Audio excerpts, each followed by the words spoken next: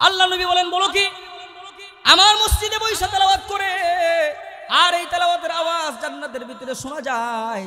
কে তেলাওয়াত করে বলো? জিবরিল আলাইহিস সালাম বললেন, আপনার সাহাবী নুমান ইবনে হারেসা। আল্লাহু আকবার জোরে বলেন। আপনার সাহাবী নুমান ইবনে হারেসা তেলাওয়াত করে। নবীজি বললেন, সে তো আজকে এশারের নামাজও আমার পিছনে পড়েছে, এশারের নামাজও আমার পিছনে মদিনার মসজিদে পড়েছে। বলে, হ্যাঁ, আপনার পিছনে নামাজ পড়ার পরে সাহাবায়ে কেরাম চলে গেছে, আপনি চলে গেছেন, আর এই নুমান ইবনে হারেসা কোরআন নিয়ে বসে গেছে তেলাওয়াত করার জন্য। নুমান ইবনে হারেসা এমন ভাবে মহব্বত ভালোবাসা নিয়ে, এমন আনন্দ নিয়া, এমন মহব্বত ভালোবাসা নিয়া রব্বে কারীমের কোরআনের তেলাওয়াত করতেছে। যতই তেলাওয়াত করে ততই তার কাছে মজা লাগে। সুবহানাল্লাহ বলে।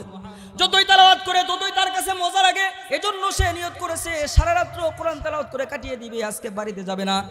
বলে, তার কোরআন তেলাওয়াত এত মাধুর্য ছিল, তার কোরআন তেলাওয়াত আল্লাহর কাছে এত ভালো লাগতেছিল, এত মহব্বতের লাগতেছিল, এত পছন্দ লাগতেছিল, যার কারণে আল্লাহ তাআলা খুশি হইয়া জান্নাতের ভিতরে ফেরেশতাদের মজমা বসায়া নুমান ইবনে হারেসার দুনিয়ার কোরআন তেলাওয়াতের আওয়াজটা জান্নাতের ভিতরে সম্প্রচার করে দিয়ে ফেরেশতাদেরকে শোনানোর ব্যবস্থা করে দিয়েছে। আল্লাহু আকবার জোরে বলেন। বিভিন্ন সময় জায়গায় জায়গায় সমস্যা হবে, ওলামায়ে কেরামের ব্যাপারে মামলা হামলা হবে, তারা মামলা করবে, সমস্যা নাই।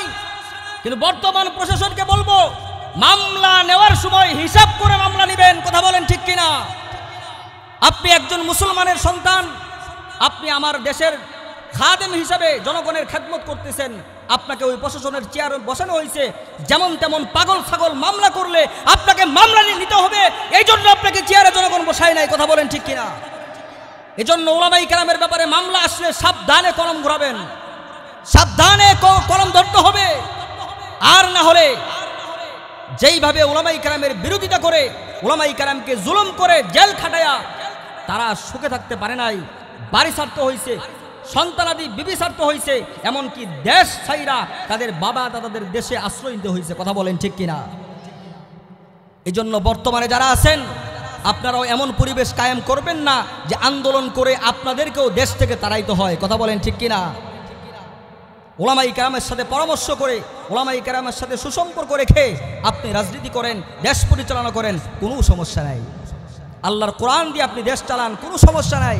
কথা বলেন ঠিক কিনা? আল্লাহর কোরআনের বাহিরে যারাই গিয়েছে, আল্লাহর এই জমিনে তারা টিকে থাকতে পারে নাই। এখনও যারা আছেন, আপনারাও যদি কোরআনের বাহিরে যান, আল্লাহর এই জমিনে আপনারাও টিকে থাকতে পারবেন। জোরে বলেন, পারবেন। কথা পরিষ্কার। এই যে একটা অবস্থা নসমুনপুরে, এই ঈমান চোর হাজার হাজার মুসলমানের ঈমান চুরি করতেছে, ঈমান নিয়ে সিনেমিনি খেলতেছে। আজকে তৌহিদি জনতা উলামায়ে কেরামের নেতৃত্বে এই বাতিলের আস্তানা ভাঙা হয়েছে। এটা আমাদের ঈমানি দায়িত্ব কিনা? জোরে বলেন, ঈমানি দায়িত্ব কিনা? এটা প্রত্যেকটা মুসলমানের ঈমানি দায়িত্ব। ঈমানের দায়িত্ব পালন করা হয়েছে। এখন শুনেছি মামলা হচ্ছে, এজন্য প্রশাসনকে অনুরোধ করব, মামলা নেন, সমস্যা নাই, বুঝে শুনে নিয়েন। কথা বলেন ঠিক কিনা? একটু বুঝে শুনে চিন্তা ভাবনা করে মামলা নিয়েন। এমন কাজ করিয়েন না যে মামলা নেওয়ার পরে আপনাকে খেসারত দিতে হয়, আপনাকে জবাবদিহিতা করতে হয়। এমন কাজ করিয়েন না, অনুরোধ থাকবে। আল্লাহ তাআলা আমাদের সকলকে বুঝবার জন্য তৌফিক দান করুন। কিয়ামত পর্যন্ত আল্লাহর জমিনে হক প্রতিষ্ঠা থাকবে, এই হকের সাথে কিয়ামত পর্যন্ত বাতিলও থাকবে। কিন্তু বাতিল যখনই মাথাচাড়া দিয়ে উঠবে, হকের সামনে টিকতে পারবে না, হকের ধাক্কা খেয়ে বাতিল ধ্বংস হয়ে যাবে। কথা বলেন ঠিক কিনা? দুনিয়ার শুরু থেকে যখনই বাতিল মাথাচাড়া দিয়ে উঠছে, হকের বাতি আল্লাহ তাআলা আল্লাহর জমিনে গজাই দিয়েছে।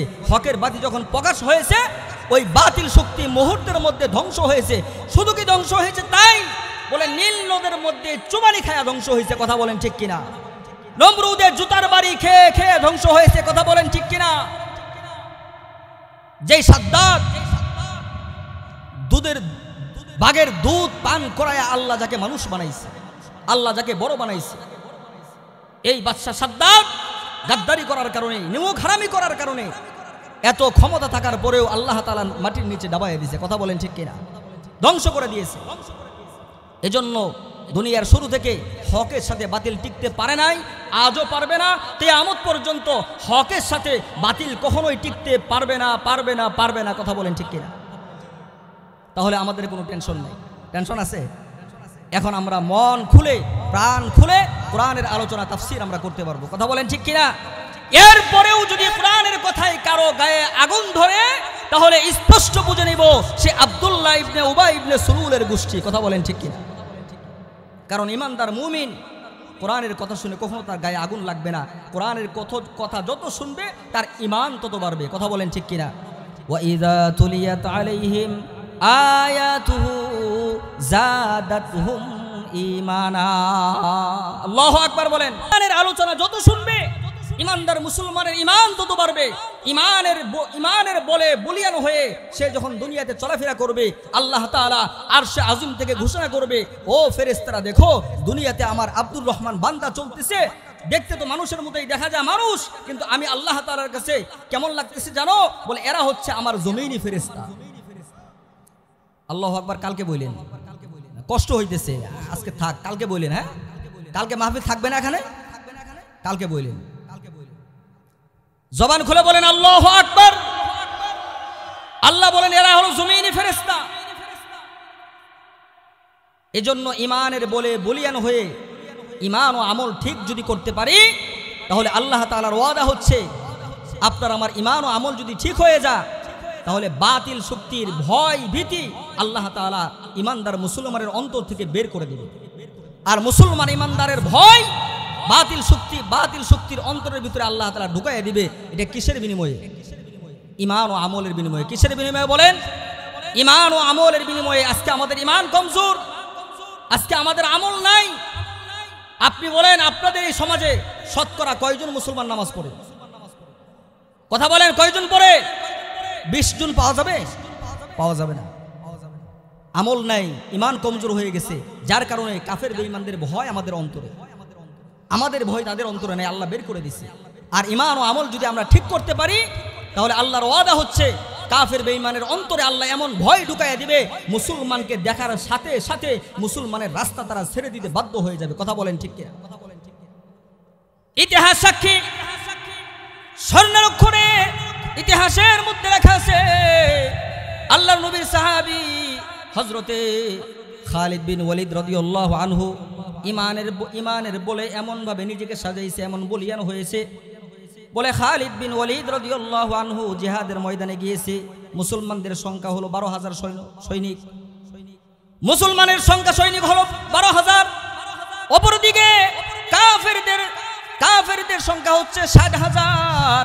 খালিদ বিন ওয়ালিদ রাদিয়াল্লাহু আনহু ময়দানের কাছে যাওয়ার পরে বলতেছে, এ মুসলমান সৈনিকেরা তোমরা বিচলিত হইও না, চিন্তা করিও না, তোমরা টেনশন করিও না, তোমরা আস্তে আস্তে ঘোরা হাঁকায় আসো, তাড়াহুড়ার দরকার নাই, তোমরা তাড়াহুড়া করিও না, আস্তে আস্তে তোমরা ময়দানে আসো। আমাকে সামনে যাবার সুযোগ করে দাও, আমি সবার সামনে যাব, আমি ময়দানে প্রথম উপস্থিত হব, আর তোমরা পিছনে পিছনে আস্তে আস্তে আসতে থাকবা। এটাই হচ্ছে একজন নেতার কাজ। কথা বলেন ঠিক কিনা? কিন্তু আমাদের দেশে কি অবস্থা? নেতা থাকে পিছনে আর শ্রোতা থাকে সামনে।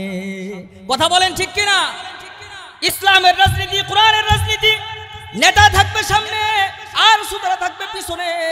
কিন্তু হাল জামানার কি অবস্থা? নেতারা থাকে পলায়া, নেতারা থাকে পিছনে, আর কর্মীদেরকে সামনে দেয়। দুই একজন মারা যায়, শহীদ হয়, কর্মীরাই মারা যায়। কথা বলেন ঠিক কিনা? খালিদ বিন ওয়ালিদ রাদিয়াল্লাহু আনহু সবক দিতেছেন, একজন নেতাকে সবক দিতেছেন। একজন নেতা কেমন হওয়া দরকার? খালিদ বিন ওয়ালিদ রাদিয়াল্লাহু আনহু বললেন, আমাকে সামনে যাইতে দাও, তোমরা পিছনে থাকো। খালিদ বিন ওয়ালিদ ঘোড়াকে জোড়া হাঁকাইলেন, হাঁকায়া ময়দানের কাছে যখন গেলেন, ময়দানের কাছে যাওয়ার প্রথমেই কাফেরদের প্রথম সারির মধ্যে যখন ঢুকে পড়েছে, খালিদ বিন ওয়ালিদের চেহারা দেখার সাথে সাথে কাফেররা মুহূর্তের মধ্যে রাস্তা করে দিয়েছে। আরো জোরে বলেন আল্লাহু আকবার। কাফেরদের সেনাপতি বলে, হায় হায়, গোয়েন্দা চেক করেছিলাম, গোয়েন্দা রিপোর্ট দিয়েছে খালিদ বিন ওয়ালিদ অসুস্থ, ময়দানে আসবে না, এজন্য আমাদের সাহস। কিন্তু এটা কি দেখতেছি? খালিদ বিন ওয়ালিদ ময়দানে কিভাবে হাজির হইল? খালিদ বিন ওয়ালিদ যেহেতু ময়দানে চলে আসছে, তাহলে আমাদের যুদ্ধ করার মতো আর কোনো শক্তি সাহস নাই। কারণ খালিদ বিন ওয়ালিদ রাদিয়াল্লাহু আনহু দৈহিক অসুস্থতাকে প্রাধান্য দেয় নাই, ইমান মজবুত ছিল, ইমানের বলে বলিয়ান হয়েছিল, এই জন্য দৈহিক অসুস্থতা ওনাকে কাবু করতে পারে নাই। উনি জিহাদের ময়দানে কাফেরদের বীরের ভিতরে ঢুকিয়া যখন ঘোড়ার উপরে সওয়ার হইয়া তরবারিটা আল্লাহু আকবারের ধ্বনি দিয়া বের করেছে, আল্লাহ কুদরত প্রকাশ করেছে বলে খালিদ বিন ওয়ালিদ রাদিয়াল্লাহু আনহু তরবারিটা এভাবে লম্বা করার সাথে সাথে কাফেরদের চোখের মধ্যে আল্লাহ ভাসাইয়া দিয়েছে যে খালিদ বিন ওয়ালিদের হাতে ছোট্ট তরবারি না, তরবারিটা 30 হাত লম্বা দেখা যায়। আল্লাহু আকবার জোরে বলেন। আল্লাহর কুদরতে তরবারিটা আল্লাহ লম্বা করে দিয়েছে, 30 হাত লম্বা তরবারি দেখা যায়। কাফেররা চিন্তা করতেছে এই 30 হাত লম্বা তরবারি একবার যদি ঘুরান দেয় তাহলে হাজার হাজার একবারেই শেষ। কথা বলেন ঠিক কিনা? এই দৃশ্য দেখে সেনাপতি ঘোষণা করলো যুদ্ধ করা যাবে না, ময়দান ছেড়ে যার জি জান বাঁচায়া পালায়া যাও। খালিদ বিন ওয়ালিদ রাদিয়াল্লাহু আনহু দেখলেন আস্তে আস্তে ময়দান খালি হয়ে গেছে, কালিমার ঝান্ডা নিয়া, বিজয়ের ঝান্ডা নিয়া খালিদ রাদিয়াল্লাহু আনহু যখন আবার বেগে আসলেন, বেগে আসার পরে দেখে এখনো পর্যন্ত মুসলিম বাহিনী ময়দানে আসে নাই। তাহলে ময়দানে যুদ্ধ করার প্রয়োজন হয় নাই, হাজার হাজার লোক লাগে নাই, একজন যথেষ্ট ছিল। আল্লাহর কসম করে বলি এই জামানায়ও খালিদ বিন ওয়ালিদের ইমানের বলে বলিয়ান যেভাবে হয়েছিল, আমরাও যদি আমাদের ইমানকে সতেজ করতে পারি, আমরাও যদি ইমানের শক্তিতে বলিয়ান হতে পারি, তাহলে আমাদের হাল জামানাতেও একজন মুসলমানকে দেখে হাজার হাজার কাফের তারা পলাইতে বাধ্য হবে। কথা বলেন ঠিক কিনা?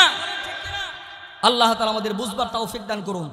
কোরআন ও হাদিসের আলোচনা শুনে নিজের ইমানকে সতেজ করব, মজবুত করব, ইমানের বলে বলিয়ান হয়ে নিজের হায়াতের জিন্দেগিটা গঠন করব, এমন ইমান অর্জন করব যে যেই ইমান আজান দেওয়ার সাথে সাথে আমার ইমান যেন আমাকে মসজিদে হাজির করায় দিতে পারে। কথা বলেন ঠিক কিনা? আর আমি আজকে চিন্তার বিষয়, ভাবার বিষয়, এই দুনিয়াতে আপনার ইমান আপনাকে যদি মসজিদে পৌঁছাইতে না পারে, আপনার ইমান যদি আপনাকে কোরআনের মাহফিলে পৌঁছাইতে না পারে, আপনার ইমান যদি আপনাকে কোরআন তেলাওয়াত করাইতে না পারে, আপনার ইমান যদি আপনার ছেলে মেয়েকে কোরআনের শিক্ষা দেওয়াইতে না পারে, তাহলে আপনি কোন ভাবনায় পেট ডলতেছেন আর ঘুমাইতেছেন? এই ইমান কিন্তু কাল কিয়ামতের ময়দানে জাহান্নাম থেকে বাঁচায়া আপনাকে জান্নাতে নিতে পারবে না। কথা বলেন ঠিক কিনা? কোন কারণে পেট ডলতেছেন আর আরামে ঘুমাইতেছেন নামাজ না পড়ে, আল্লাহর হুকুম না মেনে? এই ইমানে জান্নাতে যাওয়া যাবে? যে ইমান আজকে আমাকে মসজিদে পৌঁছাই দিতে পারে না, যে ইমান আমাকে গুনাহের কাছ থেকে বাঁচাইতে পারে না, এই ইমান কাল কিয়ামতের ময়দানে জাহান্নামের আগুন থেকে আপনাকে আমাকে বাঁচাবে কিভাবে? বলে আমাকে বোঝান, কিভাবে বাঁচাবে? সম্ভব না, সম্ভব না। জাহান্নামের আগুনে জ্বলে এরপরে জান্নাতে যাওয়া লাগবে। ফাইনালে এই জান্নাতে যাওয়ার জন্য আমাদের যে ইমান, এই ইমান ফাইনালে আমাদেরকে জান্নাতে পৌঁছাইতে পারবে না। কথা বলেন ঠিক কিনা? সম্মানিত হাজিরিন, আলোচনার একটা অংশ মোটামুটি বুঝে আসছে মোটামুটি। আমাদের ইমান আমল ঠিক করা লাগবে কিনা? ইমান আমল ঠিক করে ইমানের শক্তিতে বলিয়ান হয়ে আল্লাহর হুকুম পুরা করব, সমস্ত গুনাহের কাজ বর্জন করব, তাহলেই আল্লাহ তাআলা আল্লাহর এই জমিনে আমাদের মাধ্যমে আল্লাহ তাআলা খেলাফত দান করবে। সুবহানাল্লাহ বলেন। দ্বিতীয় আরেকটি বিষয়, সহিহ হাদিস থেকে বুখারী শরীফের একটি ঘটনা বলেই আমি আমার মূল আলোচনাতে ঢুকে যাব। সকলেই জবান খুলে বলেন, আজকে আমরা আসছি কিসের মাহফিলে? জোরে বলেন, কিসের মাহফিলে? আল্লাহর কোরআনের মাহফিলে। আপনাদের এই মাদ্রাসাতে কোরআনের তালিম দেওয়া হয়। কথা বলেন ঠিক কিনা? আল্লাহর কিতাব, আল্লাহর কোরআন, এটা এমন একটা দামি কিতাব, যেই কিতাব একজন যদি তেলাওয়াত করে তাহলে তাকে সওয়াব দেওয়া হয়, যদি তেলাওয়াত না করতে পারে, তেলাওয়াত শ্রবণ করে তাও সওয়াব দেওয়া হয়। এমন এক কিতাব, এই কিতাবের দিকে তাকায়া থাকলে লাইনে লাইনে হাত ঘুরাইলেও আল্লাহ তাআলা আমলনামায় সওয়াব জমা করে দেয়। এই কিতাব এমনই এক কিতাব যেখানে থাকবে, যেই ঘরে থাকবে, ওই ঘরে যদি আল্লাহর কোরআন তেলাওয়াত নাও করা হয়, কেউ যদি তেলাওয়াত না করতে পারে, তেলাওয়াত করে না, এরপরেও কোরআন ওই ঘরে থাকার কারণে প্রতিদিন কমপক্ষে 20টি রহমত ওই ঘরের উপরে আল্লাহ নাজিল করবে কোরআনের বরকতে। আল্লাহু আকবার বলেন। এমনই এক দামি কিতাব আল্লাহর কোরআন, যে যেভাবে ব্যবহার করবে সে সেভাবে ফায়দা হাসিল করতে পারবে।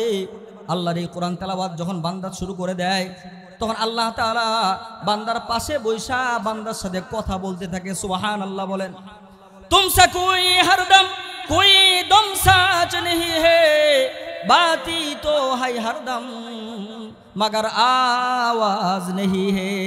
अल्लाह अकबर बोलेन বান্দাবান্দি তেলাওয়াত করে আল্লাহ পাশে বৈশা বৈশা জবাব দেয়, কিন্তু বান্দাবান্দির তেলাওয়াতের শব্দ হয়, আল্লাহর জবাবের কোনো শব্দ আমরা শুনতে পারি না। কথা বলেন ঠিক কিনা? বলে এমন এক কিতাব, এই কিতাব যে যেভাবে ধরবে সেভাবে তাকে কল্যাণ করবে, তার জীবনে কল্যাণ এনে দিবে। বলে আপনার এই সমাজে, আপনাদের এই সমাজে, এই মহিলা মাদ্রাসায় ছোট্ট ছোট্ট মাসুম বাচ্চারা আল্লাহর কোরআন পড়ে। এর আশ্চর্য ঘটনা আপনারা জানেন, এখানে বৈশা বৈশা আল্লাহর কোরআন তেলাওয়াত করে, আর আল্লাহ তাআলা এই তেলাওয়াতের আওয়াজটা সাত আসমান ভেদ করে, আরশ আজিম ভেদ করে জান্নাতের ভিতরে আল্লাহ তাআলা সম্প্রচার করে দেয়। জান্নাতের ভিতরে ফেরেশতারা বৈশা বৈশা এই তেলাওয়াত শুনতে থাকে। আল্লাহু আকবার বলেন। জান্নাতের ভিতরে তেলাওয়াত শুনতে থাকে, তেলাওয়াত হয় জমিনে, সম্প্রচার করা হয় জান্নাতের ভিতরে। এটা কেমনে বুঝবেন, কেমনে বুঝবেন? এজন্য আল্লাহ তাআলা নবীজির জীবদ্দশায় ঘটনা ঘটাইছে। নবীজি সাল্লাল্লাহু আলাইহি ওয়াসাল্লাম রাত্রবেলায় ঘুমাইছে।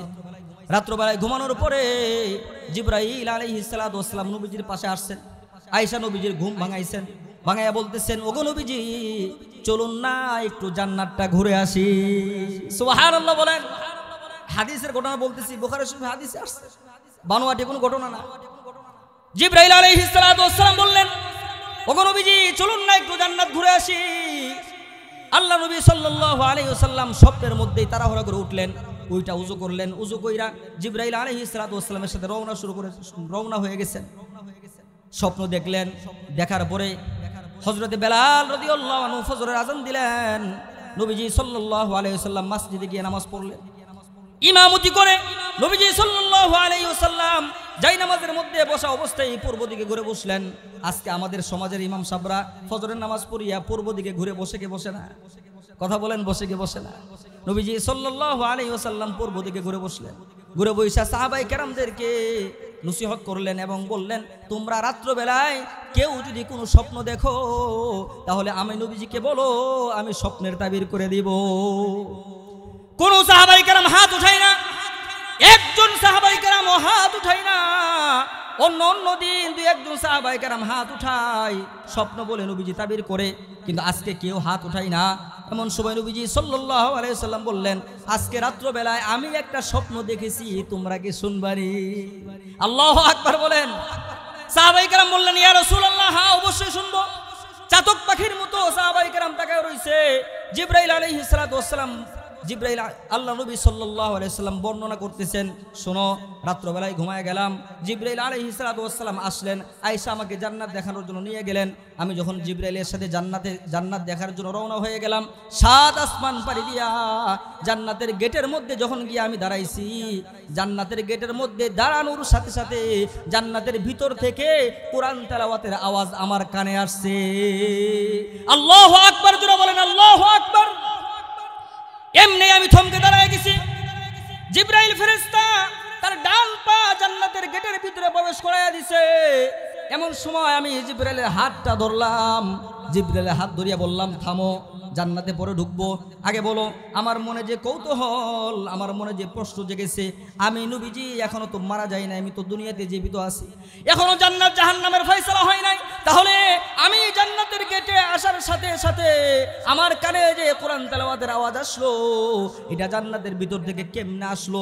কে জান্নাতের ভিতরে তেলাওয়াত করে আমাকে বলো। জিবরাইল আলাইহিস সালাতু ওয়াসসালাম মুস্কি হাসি দিয়া বললেন, ইয়া রাসূলুল্লাহ, জান্নাতের ভিতরে বৈশা বৈশা তেলাওয়াত করে না, আপনার মদিনার মসজিদে আল্লাহর এক বান্দা আপনার সাহাবী বৈশা বৈশা তেলাওয়াত করতেছে। আল্লাহ নবী বলেন, বলো কি? আমার মসজিদে বৈশা তেলাওয়াত করে, আর এই তেলাওয়াতের আওয়াজ জান্নাতের ভিতরে শোনা যায়, কে তেলাওয়াত করে বলো। জিবরাইল আলাইহিস সালাম বললেন, আপনার সাহাবী নুমান ইবনে হারেসা। আল্লাহু আকবার জোরে বলেন। আপনার সাহাবী নুমান ইবনে হারেসা তেলাওয়াত করে। নবীজি বললেন, সে তো আজকে এশারের নামাজও আমার পিছনে পড়েছে, এশারের নামাজও আমার পিছনে মদিনার মসজিদে পড়েছে। বলে, হ্যাঁ আপনার পিছনে নামাজ পড়ার পরে সাহাবায়ে কেরাম চলে গেছে, আপনি চলে গেছেন, আর এই নুমার ইবনে হারেসা কোরআন নিয়ে বসে গেছে তেলাওয়াত করার জন্য। নুমার ইবনে হারেসা এমন ভাবে মহব্বত ভালোবাসা নিয়ে, এমন আনন্দ নিয়া, এমন মহব্বত ভালোবাসা নিয়া রব্বে কারীমের কোরআনের তেলাওয়াত করতেছে, যতই তেলাওয়াত করে ততই তার কাছে মজা লাগে। সুবহানাল্লাহ বলে, যতই তেলাওয়াত করে ততই তার কাছে মজা লাগে। এজন্য সে নিয়ত করেছে সারা রাত কোরআন তেলাওয়াত করে কাটিয়ে দিবে, আজকে বাড়িতে যাবে না। বলে তার কোরআন তেলাওয়াত এত মাধুর্য ছিল, তার কোরআন তেলাওয়াত আল্লাহর কাছে এত ভালো লাগতেছিল, এত মহব্বতের লাগতেছিল, এত পছন্দ লাগতেছিল, যার কারণে আল্লাহ তাআলা খুশি হইয়া জান্নাতের ভিতরে ফেরেশতাদের মজমা বসায়া নুমার ইবনে হারেসার দুনিয়ার কোরআন তেলাওয়াতের আওয়াজটা জান্নাতের ভিতরে সম্প্রচার করে দিয়ে ফেরেশতাদেরকে শোনানোর ব্যবস্থা করে দিয়েছে। আল্লাহু আকবার জোরে বলেন। প্রশ্ন জাগতে পারে কেন কেন? উত্তর হচ্ছে আল্লাহ তাআলা যত ফেরেশতা বানাইছে জিবরাইল আলাইহিস সালাতু ওয়াস সালাম ছাড়া আর কোন ফেরেশতা কোরআন তেলাওয়াত করতে পারে না। আল্লাহু আকবার বলেন। শুধুমাত্র জিবরাইল আলাইহিস সালাতু ওয়াস সালামই কোরআন তেলাওয়াত করতে পারেন, আর কোন ফেরেশতা কোরআন তেলাওয়াত করার যোগ্যতা আল্লাহ তাআলা দেন নাই। এজন্য কোরআন তেলাওয়াত যখন করে ফেরেশতারা বেকুল হইয়া পাগল হইয়া কোরআন প্রেমিকদের কাছে আইসা বৈশা ওই যিনি কোরআন পড়তেছে ওনার কপালে চুমা দেয়, গালে চুমা দেয়, ঠোঁটে চুমা দেয়, বুকের সাথে জড়ায় নেয়, আদর করে মহব্বত করে ভালোবাসে। আল্লাহু আকবার জোরে বলেন। আর চোখের পানি ঝরায়া ফেরেশতারা কাঁদে। আল্লাহ নবী সাল্লাল্লাহু আলাইহি ওয়াসাল্লাম বললেন, আচ্ছা ঠিক আছে চলো। জান্নাতের ভিতরে ঢুকলেন। জান্নাতের ভিতরে ঢোকার পরে জান্নাত দেখলেন ঘুরে ঘুরে।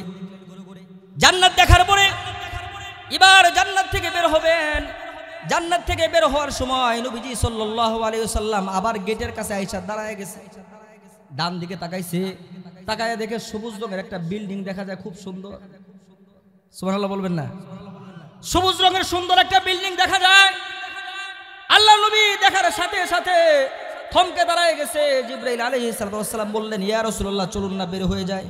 বলে পরে বের হবো, আগে বলো না ওই যে ডান দিকে সবুজ রঙের একটা সুন্দর বিল্ডিং দেখা যায়, বলো না ওই জান্নাতের বিল্ডিংটা আমার আল্লাহ কার জন্য বানাইছে? জিবরাইল আলাইহিস সালাম বললেন, ইয়া রাসূলুল্লাহ এটা আপনার সাহাবীর জন্য বানাইছে। কুরাইশ বংশের এক নওজোয়ান যুবক, ওই যুবকের জন্য আল্লাহ জান্নাতটা বানাইছে। নবীজি সাল্লাল্লাহু আলাইহি ওয়াসাল্লাম কলিজা ভরে গেছে। নবীজি চিন্তা করতেছে, আমিও তো নওজোয়ান যুবক, কুরাইশ বংশের যুবক। সুবহানাল্লাহ বলে। নবীজি বলতেছেন, আমিও তো কুরাইশ বংশের যুবক, মনে হয় আমার জন্য আল্লাহ জান্নাতটা বানাইছে। জিবরাইল আলাইহিস সালাম বললেন, ইয়া রাসূলুল্লাহ আপনি কি চিন্তা করতেছেন, কোন চিন্তায় ডুবে গেছেন? এই জান্নাত আপনার জন্য আল্লাহ বানান নাই।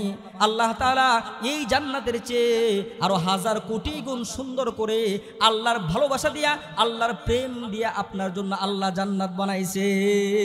সুবহানাল্লাহ বলেন। নবীজি বললেন, তাহলে এটা কার জান্নাত? জিবরাইল আলাইহিস সালাম বললেন, আপনার সাহাবীর জান্নাত। আমার কোন সাহাবী? বলে আপনার শ্বশুরের জান্নাত। সুবহানাল্লাহ বলে। নবীজির শ্বশুর কয়জন? নবীজির শ্বশুর সাহাবীদের মধ্যে বড় দুইজন সাহাবী নবীজির শ্বশুর। চার খলিফার মধ্যে দুইজন হচ্ছে নবীজির শ্বশুর, আর দুইজন হচ্ছে নবীজির জামাতা।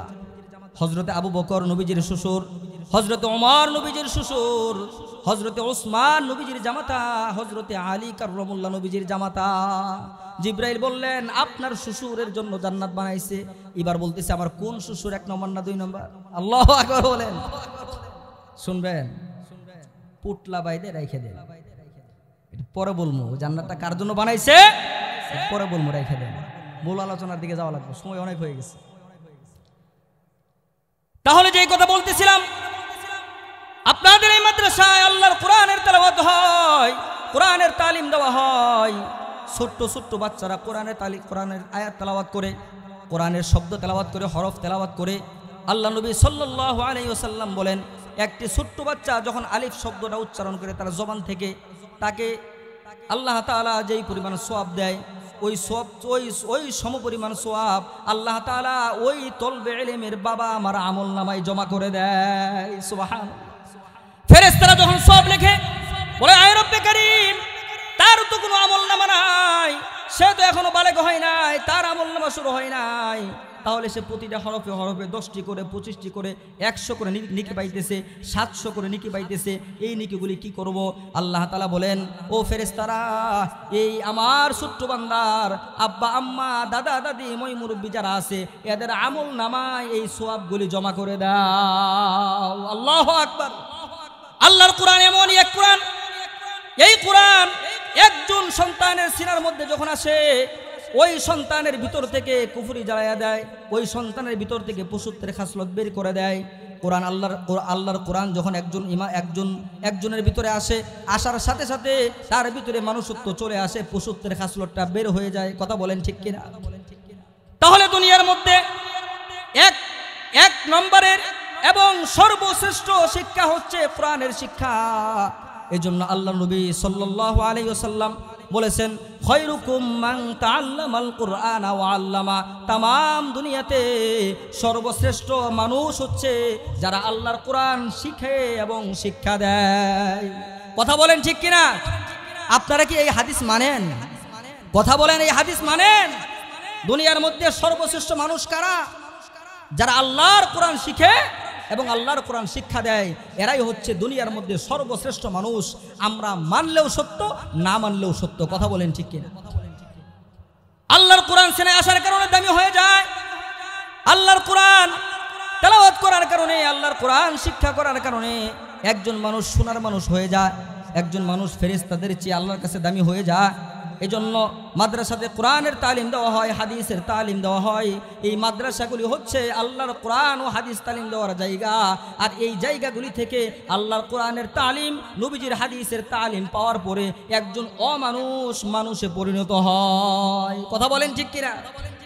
একজন মানুষে পরিণত হয়। একজন ছেলে অথবা একজন মেয়ে আদব বলা হয়, মুআদ্দব হয়। বলে যেই ছেলেটা কোরআন পড়ে হাদিস পড়ে, যেই মেয়েটা কোরআন পড়ে হাদিস পড়ে, সে দুনিয়ার কোন সাধারণত স্বাভাবিকভাবে কোনো গুনাহে জড়িত হবে না, সে বাবা মার অবাধ্য হবে না, বাবা মার সাথে বেয়াদবি করবে না। আজকে অনেক সময় বয়ানে গেলে হাতে ধরে মানুষে বলে, হুজুর একটু দোয়া করি, ছেলে কথা শুনে না, মেয়ে কথা শুনে না। কথা বলেন ঠিক কিনা? আমি ওই সমস্ত বাবা মাদেরকে বলবো, এ বাবা, এ মা, এই সন্তান যে খারাপ হয়েছে, সন্তান যে নষ্ট হয়েছে, এর জন্য 1 নম্বর দোষী আপনি। কথা বলেন ঠিক কিনা? আপনার এই সন্তানকে কোরআনের তালিম দেন নাই, কোরআনের শিক্ষা দেন নাই, এই জন্য এই সন্তান আজকে আপনার সাথে বেয়াদবি করে। জাগতিক শিক্ষায় যত শিক্ষাই দেন কোনো সমস্যা নাই, কিন্তু সন্তানকে সর্বপ্রথম যদি কোরআনের শিক্ষা দেন, কোরআনের শিক্ষা দেওয়ার কারণে এই সন্তানটা মুআদ্দ বলা হবে, এই সন্তানটা বাবা মার খেদমত বুঝবে, এই সন্তানটা বাবা মাকে গোসল করাইয়া দিবে। বাবা মা যখন বৃদ্ধ হয়ে যাবে, যখন চলতে পারবে না, হাঁটতে পারবে না, ফিরতে পারবে না, বিছানার মধ্যে যখন বাবা মা পড়ে যাবে, তখন এই সন্তানটা বাবাকে সামনে বসায়া, মাকে সামনে বসায়া, পানির মগ হাতের মধ্যে নিয়া এই সন্তানটা বাবার মাথায় পানি ঢালবে, এই সন্তানটা মায়ের মাথায় পানি ঢালবে, বাবাকে গোসল করাবে, মাকে গোসল করাবে, এরপরে বাবার মাথায় তৈল দিয়া দিবে, বাবার পায়ে তৈল দিয়া দিবে, মায়ের মাথায় তৈল দিয়া দিবে, মায়ের পায়ে তৈল দিয়া দিবে। আর মাঝে মাঝে বাবা এবং মায়ের পায়ের মধ্যে, কদমের মধ্যে চুমা খাবে, আর বলবে যে আমি আমার বাবা আমার কদমে চুমা খাই না, আমি আমার জান্নাতের মধ্যে চুমা খাইতেছি। আরো যারা বলেন আল্লাহু আকবার। এটা কোরআনের শিক্ষার দ্বারাই হবে, শুধুমাত্র জাগতিক শিক্ষার দ্বারা এটা হবে না। যদি শুধুমাত্র জাগতিক শিক্ষার দ্বারা এটা হইতো, তাহলে বাংলার জমিনে বৃদ্ধাশ্রম একটাও থাকতো না। কথা বলেন ঠিক কিনা? বাংলার জমিনে বৃদ্ধাশ্রম আছে না নাই? আমার এই চোখে দেখা, আমি স্বচক্ষে গাজীপুরে বৃদ্ধাশ্রমে গিয়েছিলাম ঘোরার জন্য। সেখানে শত শত বৃদ্ধা মানুষ হুইল চেয়ারে বসা, বিছানার মধ্যে বিডিং এর মধ্যে শোয়া। এই অবস্থায় ওই বৃদ্ধাশ্রমের যিনি ম্যানেজার, ওনার কাছে জিজ্ঞাসা করলাম, আপনি আল্লাহকে সাক্ষী রেখে বলেন, আল্লাহকে হাজির নাজির জেনে বলেন, আল্লাহর নামের কসম খেয়ে বলেন, আপনার এই তালিকার ভিতরে, আপনার এই লিস্টের ভিতরে একজন হাফেজে কোরআনের বাবা, একজন হাফেজে কোরআনের মা, একজন আলেমের বাবা মা এই লিস্টের মধ্যে নাম আছে কিনা? উনি এখন চোখের পানি ছেড়ে দিয়ে বললেন, হুজুর আল্লাহর কসম করে বলি, না না, এই বৃদ্ধাশ্রমে এমন একজন বাবা নাই, এমন একজন মা নাই যার সন্তান আলেম, যার সন্তান হাফেজ, যার সন্তান আলেম আলেমা, যার সন্তান কোরআনের হাফেজ, এমন কোনো বাবা মা নাই? তাহলে বলেন বাবা মা বৃদ্ধাশ্রমে যাওয়ার পিছনে সন্তানকে কোরআনের শিক্ষা না দেওয়া একটা কারণ। কথা বলেন ঠিক কিনা? জাগতিক শিক্ষায় উঁচু শিক্ষিত হয়েছে, এখন বাবা বৃদ্ধ হয়ে গেছে, বাবা এক কথা বারবার বলে বাবার বিরক্ত সহ্য করতে পারে না, মায়ের বিরক্ত সহ্য করতে পারে না।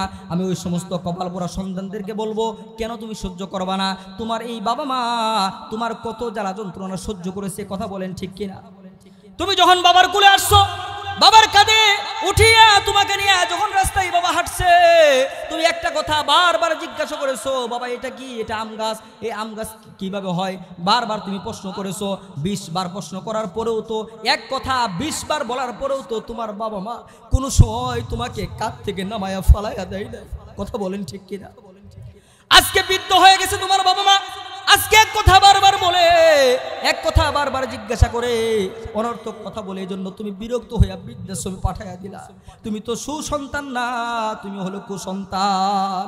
কথা বলেন ঠিক কিনা?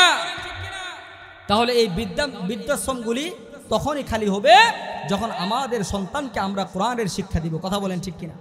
কোরআনের তালিম দিব। কোরআনের শিক্ষার দ্বারা জীবনটা সুন্দর হবে। তলবে ইলমের খেদমতের দ্বারা জান্নাত মিলে সুবহানাল্লাহ বলে। তলবে ইলমের খেদমতের দ্বারা নবীজির দিদার পাওয়া যায়। সুবহানাল্লাহ জুড়ে বলেন। এখানে যারা আছেন দিল থেকে বলবেন, রাত্রবেলায় ঘুমের ঘরে নবীজিকে একটি নজর দেখবেন, এমন কার কার আশা আছে? রাত্রবেলায় ঘুমের ঘরে নবীজির চেহারা মুবারক এক নজর দেখবেন, কার কার আশা আছে? আল্লাহু আকবার। আল্লাহ তুমি সবাইকে কবুল করো, হাত নামান। যে আমল করলে নবীজিকে স্বপ্নে ঘরে দেখা যাবে, যে আমল করলে নবীজির দিদার পাওয়া যাবে, ওই আমলটা বলবো, করবেন তো? জোরে বলেন, করবেন তো? যে আমল করলে নবীজিকে স্বপ্নে দেখা যাবে, যে আমল করলে জান্নাত পাওয়া যাবে, যে আমল করলে জাহান্নাম থেকে বাঁচা যাবে, যে আমল করলে কাল কিয়ামতের ময়দানে ওই ব্যক্তিগুলি জাহান্নামের গেটে এইভাবে হাত প্রসারিত করে দাঁড়াবে, দাঁড়ায়া ওই আসামিগুলি যাদেরকে চিনবে তাদেরকে ধরিয়া ধরিয়া কপালে চুমা খায়া বলবে, এখানে কোথায় যাইতেছেন? ভিতরে ধা ধা করে আগুন জ্বলতেছে। এদিকে যায়েন না, ভিতরে আগুন ধা ধা করে জ্বলতেছে। চলুন না, রব্বে কারীমের সামনে যাই। আপনাকে কেন জাহান্নামে দিল? আপনি না একদিন আমার মাদ্রাসায় লেখাপড়ার জন্য এই সুবিধাটা করে দিয়েছিলেন, আমাকে আলেম হওয়ার জন্য আপনি না এই খেদমত গ্রহণ করেছিলেন, আল্লাহ কেন আপনাকে জাহান্নামে দিল? চলুন না আল্লাহর দরবারে একটু যাই।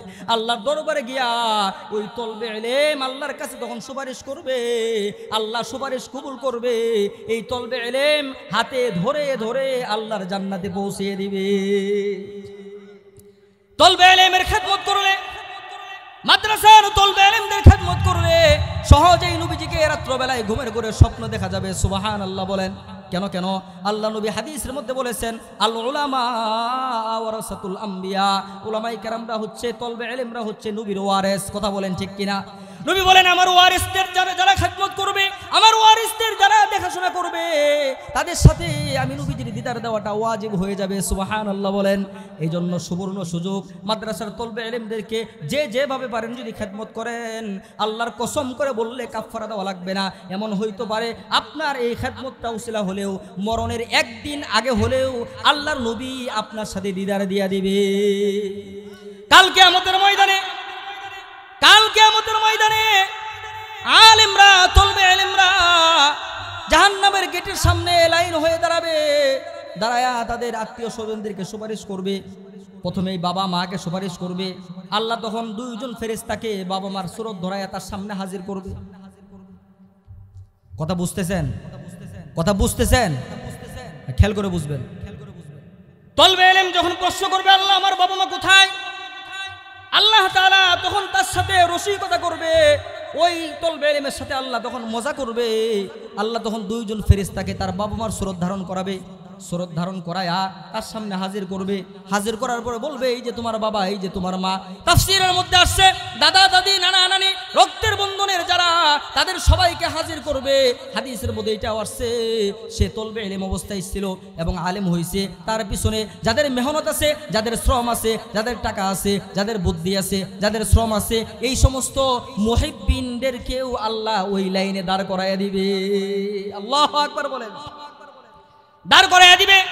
এবং এই তলবে ইলম তাদের সামনে যাওয়ার পরে বাবা আমার মুখে মুখ লাগাবে, বাবা আমার মুখের মধ্যে মুখ লাগাবে, দাদা দাদির মুখের মধ্যে মুখ লাগাবে, নানা নানির মুখের মধ্যে মুখ লাগাবে। রক্তের ব্লাডের সম্পর্ক যাদের কাছে আছে এদের মুখের মধ্যে নাকের মধ্যে মুখ লাগাইয়া গ্রান নিবে। গ্রান নিয়া মুখটা ভার করিয়া রব্বে কারিমকে বলবে এরা আমার বাবা মা না, এরা আমার দাদা দাদি না, এরা আমার নানা নানি না, এরা আমার মহাব্বতকারী না, এরা আমাকে মহাব্বত করে নাই। এই কথা যখন বলবে আল্লাহ তখন মুচকি হাসি দিবে। সুবহানাল্লাহ জোরে বলেন। মুচকি হাসি দিয়ে বলবে ঠিক আছে তুমি ধরতে পেরেছো, এরা আসলে তোমার বাবা মা না, তোমার আত্মীয় স্বজন না, এরা তো আমার নূরের তৈরি ফেরেশতা। তোমার সাথে মজা করলাম, তোমাকে পরীক্ষা করার জন্য ফেরেশতাদেরকে এদের সুরত ধারণ করাইছি। এরপরে সত্যিকার অর্থে বাবা মা, দাদা দাদি, মই মুরব্বী, মুহিব্বিনকারী, কোরআনের প্রেমিক যারা, এদের সবাইকে দাঁড় করাবে। ওই কোরআনের হাফেজ তখন আবার নাকের মধ্যে মুখের মধ্যে মুখ লাগায়া নাক লাগায়া গ্রান নিবে।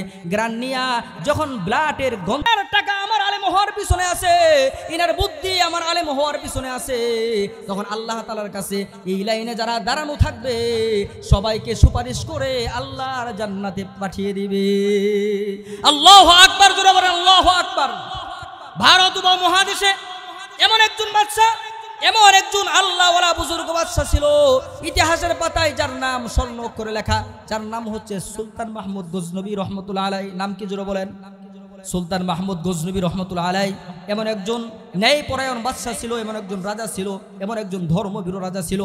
তার গোটা হায়াতের জিন্দেগিতে কোনো গুনাহের কাজ সে করে নাই। আল্লাহু আকবার বলেন। ইনসাফের সহিত রাষ্ট্র পরিচালনা করেছে, কিন্তু বালেগ হওয়ার পর থেকে, কোরআন হাদিসের ইলম শিক্ষা করার পর থেকে সুলতান মাহমুদ গজনবীর ভিতরে দুইটা আশা, দুইটা আফসোস। এক নম্বর আশা হচ্ছে, হাদিস তো পড়েছে যে দুনিয়ার মধ্যে সর্বশ্রেষ্ঠ মানুষ হচ্ছে যারা কোরআন শেখে এবং কোরআন শিক্ষা দেয়। উলামায়ে কেরামদের কাছ থেকে শোনার পরে ওনার ইতমিনান হচ্ছে না, দিলের মধ্যে বসতেছে না। এই জন্য ওনার মনের মধ্যে আশা, আমি যদি কোনোদিন নবীজিকে স্বপ্নে দেখতে পাই তাহলে সরাসরি নবীজির জবান থেকে এটা শুনবো দুনিয়ার মধ্যে সর্বশ্রেষ্ঠ মানুষ কারা। আল্লাহু আকবার বলেন। এই আশা অনেকদিন যাবত মনের মধ্যে লালন করতেছে। হঠাৎ করে একদিন সফরে বের হয়েছে, সফরে যাওয়ার পথে হঠাৎ করে দেখে রাস্তার পাশে সরকারি লাইট জ্বলতেছে, কারেন্টের লাইট, সরকারি লাইট জ্বলতেছে। এই খাম্বার নিচে, পিলারের নিচে, লাইটের নিচে মাদ্রাসার একজন তলবে ইলম বইসা বইসা হাদিসের কিতাব পড়তেছে। সুলতান মাহমুদ গজনবী রহমতুল্লাহ আলাইহি শীতের রাত্র, কনকনা শীত, এই শীতের মধ্যে থর থর করে কাঁপতেছে আর কিতাব পড়তেছে। সুলতান মাহমুদ গজনবী রহমতুল্লাহ আলাইহি সাথে সাথে ওই জায়গায় নামলেন, থেমে গেলেন। নামার পরে তার কাছে গেলেন, গিয়া বললেন বাবা এখানে এই রাত্রবেলায় শীতের মধ্যে তুমি কি করতেছো? উনি তো আর চিনে না কে বাদশা। এই তলবে ইলম বলতেছে ও চাচা, দুনিয়াতে আমার বাবা নাই, দুনিয়াতে আমার মা নাই, আমি মাদ্রাসায় পড়ি, উস্তাদজি আমাকে সবক দিয়েছে, আগামীকাল সবক শোনাইতে হবে।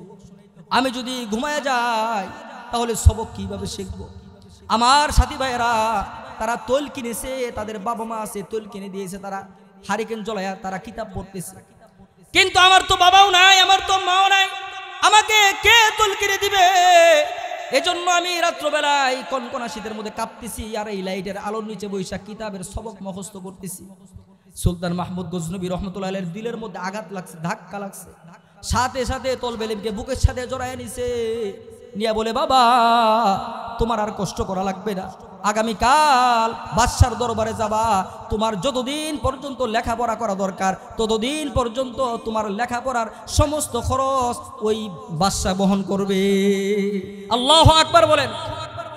এই কথা বলে সুলতান মাহমুদ গজনবী রহমতুল্লাহ আলাইহি চোখের পানি মুছতে মুছতে যখন চলে গেলেন রাজদরবারে গিয়া, সকল লোকজন চলে গেছে, সুলতান মাহমুদ গজনবী রহমতুল্লাহ আলাইহি মনের মধ্যে ব্যথা নিয়া বারবার খালি ওইটাই মনে হইতেছে যে আমার রাষ্ট্রে এমন অভাবী মানুষ আছে আমি জানি না, বারবার শুধু ওইটাই মনের মধ্যে কষ্ট দিতেছে।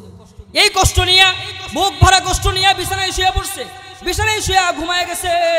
রাত্র যখন গভীর হয়েছে, হঠাৎ করে মদিনার দুলালি নবী মুহাম্মদুর রাসূলুল্লাহ সাল্লাল্লাহু আলাইহি ওয়াসাল্লাম সুলতান মাহমুদ গজনবীর ঘরে উপস্থিত হয়ে গেছে। আল্লাহু আকবার, জোরে বলেন আল্লাহু আকবার। সুলতান মাহমুদ গজনবীর ঘরে চলে আসছে দিদার দেওয়ার জন্য, সাক্ষাৎ দেওয়ার জন্য। আয়েশা মাথার মধ্যে হাত বুলায়া ডাক দিয়ে বলে, সুলতান ও মাহমুদ, আর কত ঘুমাইবা, উঠো। সুলতান মাহমুদ চোখ মেলায়া নবীজি সাল্লাল্লাহু আলাইহি ওয়াসাল্লামের চেহারা দেখে তো হতভম্ব হয়ে গেছে। অমনি লাইফা উইঠা ঘুমের মধ্যেই, স্বপ্নের মধ্যেই লাইফা উইঠা নবীজি সাল্লাল্লাহু আলাইহি ওয়াসাল্লামকে সালাম দিয়া মুসাফা করলেন। নবীজি সাল্লাল্লাহু আলাইহি ওয়াসাল্লামের কপাল মোবারক একটা চুমা খাইলেন। আল্লাহু আকবার বলেন। এরপরে নবীজি সাল্লাল্লাহু আলাইহি ওয়াসাল্লাম যখন চলে যাবে, এমন সময় সুলতান মাহমুদ গজনবী রাহমাতুল্লাহ আলাইহি তখন বললেন, ইয়া রাসূলুল্লাহ, ইয়া হাবিবাল্লাহ, আপনি চলে যাবেন, আসছিলেন দিদার দেওয়ার জন্য, আপনার দিদার আমি লাভ করেছি, এখন চলে যাবেন। কিন্তু যাওয়ার আগে আমার দুইটা কথা আছে। এক নম্বর কথা হলো, দুনিয়ার মধ্যে সর্বশ্রেষ্ঠ মানুষ কারা, এটা আমি অনেক দিন যাবত আমার মনের মধ্যে প্রশ্ন, কিন্তু আমি উত্তর পাইতেছি না। উলামায়ে কেরাম বলেন, বিশ্বাস হয়, এরপরও মনের মধ্যে কেমন জানি লাগে। আজকে আপনার পবিত্র জবান থেকে শুনতে চাই, দুনিয়ার মধ্যে সর্বশ্রেষ্ঠ মানুষ কারা। আল্লাহ নবী সাল্লাল্লাহু আলাইহি ওয়াসাল্লাম বললেন, এ সুলতান মাহমুদ, উলামায়ে কেরাম যেটা বলেছেন এটাই সত্য। দুনিয়ার মধ্যে সর্বশ্রেষ্ঠ মানুষ হচ্ছে যারা আল্লাহর কোরআন শিখে এবং শিক্ষা দেয়। দ্বিতীয় নম্বর প্রশ্ন হচ্ছে, আপনি যে আজকে আসলেন, আমার দিদারে আসলেন, আমার সাথে দিদার দেওয়ার জন্য আসলেন, ওগো নবীজি, আমি তো প্রত্যেক দিন দৈনন্দিন আমল করি, দৈনন্দিন আপনার উপর আমি 200 বার করে দুরূদ শরীফ পড়ি, কোন আমলের বিনিময়ে আপনি সাক্ষাৎ দিলেন, দিদার দিলেন? রাসূলুল্লাহ সাল্লাল্লাহু আলাইহি ওয়াসাল্লাম বললেন, ও সুলতান, তোমার এই বিগত দিনের আমলের উপর সন্তুষ্ট হইয়া তোমার সাথে দিদার দেওয়ার জন্য আসি নাই। গত রাত্রবেলায় তুমি যে কাজটা করেছো, তোমার কি মনে আছে? গত রাত্রবেলায় আমার একজন নায়েব, আমার একজন ওয়ারেস রাস্তার পাশে বৈশা বৈশা যে কিতাব পড়তেছিল, হাদিস পড়তেছিল। ও সুলতান মাহমুদ, তুমি যে বুক ভরা ব্যথা নিয়ে তার দায়িত্ব নিয়েছো, তার গার্ডিয়ানের দায়িত্ব পালন করেছো, তুমি তার জিম্মাদারি নিয়েছো, এই জিম্মাদারি কাজটা আল্লাহ তাআলা কবুল করে নিয়েছে। এজন্য আল্লাহ আদেশ করেছে, তলবে ইলমের খেদমতের বরকতে আমি নবীজি তোমার সাথে দিদার দিয়া দিলাম। আল্লাহু আকবার, আল্লাহু আকবার। এখন বলেন, আমাদের সমাজের মাদ্রাসা তলবে ইলম আছে না নাই? আমরাও যদি মোহাম্মত ভালোবাসা দিয়া তলবে ইলমদের যেভাবে বাড়ি খেদমত করি, তাহলে আমাদের জীবদ্দশায়ও নবীজি সাল্লাল্লাহু আলাইহি ওয়াসাল্লাম দিদার দিতে পারেন কি পারেন না? কথা বলেন, পারেন কি পারেন না? তাহলে কার কার আশা আছে যে নবীজি সাল্লাল্লাহু আলাইহি ওয়াসাল্লামের দিদার লাভ করা? কার কার আশা আছে? আল্লাহু আকবার বলেন। আল্লাহ সবাইকে কবুল করেন বলি আমিন। তাহলে অল্প সময়ের জন্য আমি আপনাদের কাছে একটু আবদার জানাবো, এই তলবে ইলমদের খেদমতের জন্য, যেন তারা একটু ভালোভাবে থাকতে পারে, ভালোভাবে খাইতে পারে, একটু ভালোভাবে তাদের লেখাপড়ার পরিবেশটা সুন্দর হয়, মাদ্রাসার জন্য একটু বরকত হয়। এজন্য আপনাদের কাছে একটু আবদার জানাবো, আবদার রাখবেন? আবদার রাখবেন? যদি রাখেন তাহলে করব, আর যদি না রাখেন তাহলে করব না। আবদার রাখবেন? আবদার রাখবেন? মনের মধ্যে কি আশা জাগে না? এমনও তো হইতে পারে আমার জীবনের সমস্ত আমল বরবাদ, আজকের যে নিয়ত করে দানটা করব আমি, এই দানটাও আল্লাহ যদি কবুল করে নেয়, এটার উসিলায় আল্লাহ তাআলা নবীজির দিদার দিয়ে দিতে পারেন, এবং হাসরের ময়দানে আল্লাহ তাআলা এটা আমাদেরকে স্মরণ করাই দিতে পারেন। হে আব্দুর রহমান, এই যে কত আমল করছো জীবনে, দেখো কোনো আমলই ইখলাস ছিল না, আমি কবুল করি নাই, কিন্তু ওই যে একদিন লতারিয়া ওয়াজ মাহফিলে বৈশা তুমি যে দান করেছিলা, দেখো উজ্জ্বল করতেছে, ঝলমল করতেছে, আমি আল্লাহ তোমার ওই দানটাই কবুল করে নিয়েছি, আজকে এটাকে উসিলাই তোমাকে মাফ করে জান্নাত দিয়ে দিলাম। আল্লাহ পারেন কি পারেন না? বিশ্বাস হয়? তাহলে প্রথমে আমার কোন বাবা আছেন মাদ্রাসার তলবে ইলমদের খেদমতের নিয়তে 20,000 টাকা মাদ্রাসায় দান করবেন? হুজুর বেশি হয়ে যায়, বেশি হয়ে যায়। 20,000 টাকা দেওয়ার মতো আল্লাহ পাকের কোনো বান্দাবান্দি আছেন? দিনে মা বোনদের আলোচনা হয়েছে, মাইকের আওয়াজ যেহেতু যাইতেছে, মা বোনদের মধ্যেও যদি এমন কোনো দানবীর আমার মা বোন থাকেন, আপনিও কষ্ট করে নামটা লিখে কাগজটা স্টেজে পাঠিয়ে দেন, আপনার জন্য দোয়া করা হবে। বলেন, আরো মজার আলোচনা সামনে আছে। ওই যে নবীজি সাল্লাল্লাহু আলাইহি সাল্লাম জান্নাতে ঘর দেখছিল, মনে আছে? মনে আছে? শুনবেন, শুনতে মনে চায়? কার জান্নাত? পুটলা খুলমু, আগে কিছু দেন, তারপরে পুটলা খুলমু ইনশাআল্লাহ, বলে যাবো ইনশাআল্লাহ। কিছু দেন আগে। আল্লাহ পাকের কোনো বান্দা বান্দি আছেন, কোনো বান্দা আছেন, কোনো ভাই আছেন? 20,000 টাকা মাত্র, বেশি না। এই যে টাকা পয়সা কামাই করতেছি, সবাই একটু হিসাব করি না, মাসে 15,000, 20,000, 30,000, 40,000, 50,000 টাকা কামাই করি, মাস শেষে এই টাকাগুলি কিন্তু থাকে না। কথা বলেন ঠিক কিনা? দুনিয়ার কাজে ব্যয় হয়ে যায়। তো ওই আমার প্রতি মাসের কামাই থেকে আজকে যদি কিছু টাকা আমি আল্লাহর জন্য, আল্লাহর কোরআনের জন্য, তলবে ইলমের খেদমতের জন্য, নবীজির দিদার পাওয়ার আশায় আমি দান করে যাই, আল্লাহ যদি কবুল করে তাহলে এটাই নাজাতের ওসিলা হয়ে যাবে ইনশাআল্লাহ। তো বলেন আমার কোন বাবা আছেন অথবা কোন যুবক ভাই আছেন, 20,000 টাকা একবারে দেওয়া লাগবে না, আপনি প্রয়োজনে 5 মাসে দিবেন, 2 মাসে দিবেন, আস্তে আস্তে দিবেন। আসেন, আচ্ছা এটা অপশন রাখলাম। দ্বিতীয় নম্বরে, দুনিয়া থেকে 10 জন সাহাবী জান্নাতের সার্টিফিকেট নিয়ে কবরে গেছেন। এই 10 জন সাহাবাই কেরামের সাথে মিল রেখে, নামের সাথে মিল রেখে মন থেকে দোয়া করবো আল্লাহ তাআলা যেন কাল কিয়ামতের ময়দানে এই 10 জন সাহাবীর সুপারিশে আমাদেরকে জান্নাত দান করেন। ওই আশা নিয়া 5,000 করে 10 জন মানুষ চাই। 1 নম্বর হযরতে আবু বকর রাদিয়াল্লাহু আনহু কে আছেন, ওনার সাথে মিল রেখে 5,000 টাকা নবীর এই ঘরে দান করবেন, তলবে ইলমের খেদমতে দান করবেন, দেরি করবেন না, অল্প সময়ের মধ্যেই ছেড়ে দেবো ইনশাআল্লাহ। আমার কোন বাবা আছেন, কোন ভাই আছেন বলেন, হুজুর 5,000 টাকা আমি মাদ্রাসায় দান করব। নারে তাকবীর, নারে তাকবীর, দানবীর দানবীর জিন্দাবাদ জিন্দাবাদ। আয় আল্লাহ, তোমার একজন বান্দা, নাম জানি কি, আয় আল্লাহ তোমার একজন বান্দা আব্দুল মুতালেব ভাই মোহাব্বত নিয়ে, ভালোবাসা নিয়ে 5,000 টাকা মাদ্রাসায় দান করেছে। আল্লাহ কালকে আমাদের ময়দানে সিদ্দিক আকবর রাদিয়াল্লাহু আনহুর পিছনে লাইনে দাঁড়ায়া দাঁড়ায়া তোমার জান্নাতে তুমি পৌঁছায়া দিও বলি আমিন। আব্দুল্লাহ, ওই যে 10,000 চাইছিলাম পুরা হয়েছে ইনশাআল্লাহ, না 20,000 চাইছিলাম, 10,000 তো বলি নাই। আয় আল্লাহ তোমার একজন বান্দা আব্দুল্লাহ অনিক তোমার নবীর ঘরকে মহব্বত করিয়া ভালোবাসিয়া তলবে ইলমের খেদমতের আশায় 10,000 টাকা করলো দান। আল্লাহ তুমি বাড়িয়ে দিও সম্মান। আল্লাহ তার বাবার বংশে, মায়ের বংশে যত মই মুরব্বি কবরে আছে আল্লাহ সবাইকে তুমি নাজাত দিয়ে দাও বলি আমিন। তার হায়াতে তার কামাই রুজিতে বরকত দান করো বলি আমিন। এমন একটা দোয়া করব, আর এই দোয়া শুনছেন কিনা জানি না, এমন দোয়া আপনাদের এই সময় এইদিকে যত মাহফিল হয়েছে কোন ওলামায়ে কেরাম করছেন কিনা জানি না। আমি এমন একটা দোয়া করব, যে এই দোয়াটা এত বড় দোয়া, এই দোয়ার জন্য হলেও আপনাদেরকে দান করা লাগবে। এমন একটা বড় দামি দোয়া করব ইনশাআল্লাহ। আয় আল্লাহ তোমার একজন বান্দা মিঠু মিয়া, মিঠু ভাই 8,000 টাকা, মিঠু ভাইকে আছেন? মিঠু ভাই তোমার বান্দা নবীর ঘরে মাদ্রাসায় মহব্বত করে ভালোবেসে 8,000 টাকা করলো দান।